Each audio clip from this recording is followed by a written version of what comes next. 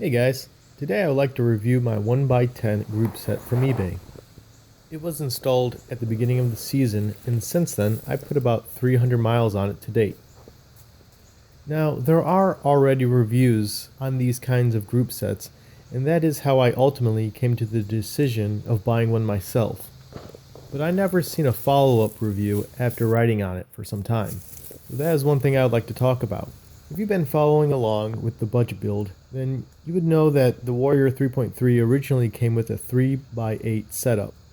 And I do want to state that if you have a pretty good 3x8 setup already that works fine for you, then you will find little improvement by switching to a 1x10. In my case though, the Warrior came with a very poor quality crankset that caused issues while climbing in the lowest gear. My setup actually consists of two kits I got off of eBay. The first is a IXF Crankset. The IXF seems to be pretty well known, and they even come with their own bottom bracket and spacers, which makes the upgrade pretty easy. You often hear about this upgrade saving a noticeable amount of weight, and it's true. One other thing that external bottom brackets do is also widen the crankbase. It's most noticeable when you stand up out of the seat. It's kind of hard to explain, but the bike feels wider, making it easier to pedal on technical climbs. This particular bottom bracket has been in rain, mud, creeks, and has been hit with the hose. Despite all that, it's still smooth and spins freely.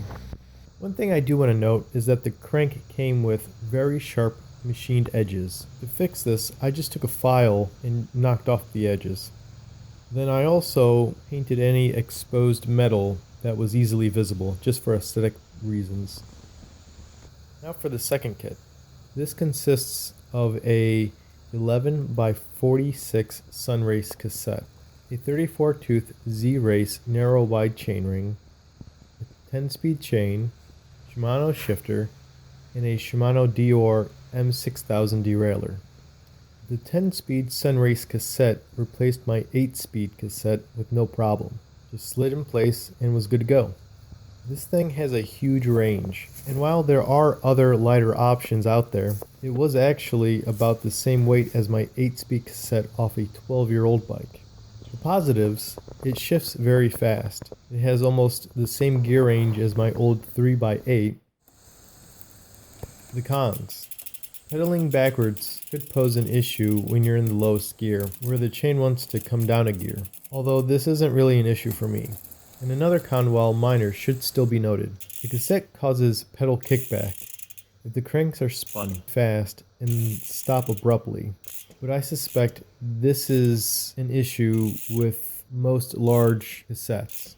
Let's move on to the derailleur. Now, due to the size of the cassette, my bike required the extender that came with the kit. I would recommend some Loctite on this part, as it did come loose on me once. The derailleur, once adjusted, worked right out of the box, and it hasn't had any noteworthy issues that I can say about it, which is kind of a good thing. This naturally brings us to the Shimano 10-speed shifter. It pairs well with the derailleur.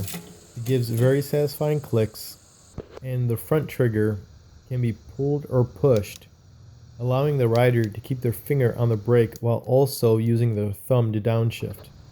Now, I do want to talk about the 10-speed chain that came with the kit. I did have one issue with a link coming apart, but I suspect it was because something got caught up in the chain. I was able to straighten the link out and reinstall it. Now, I've been riding on it ever since, so I can't really fault the product for bad luck. And lastly, we have the ZRace 32 tooth narrow wide chainring. This thing is awesome. It's very light and hasn't dropped the chain once. The one very noticeable thing when switching to a 1x is that it gives your bike a lot more clearance.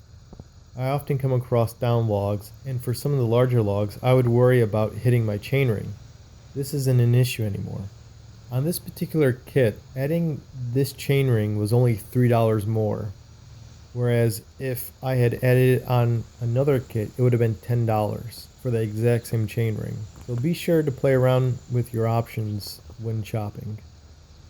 Now for the most important part of any budget build is how much it cost. Both kits cost me less than $150 shipped to my doorstep, which is a fraction of the price if you would go with an all-name brand kit. So if you're a weekend warrior, such as myself, and not looking to spend thousands of dollars on a bike, then I would highly recommend taking a look at some of the eBay kits that are available.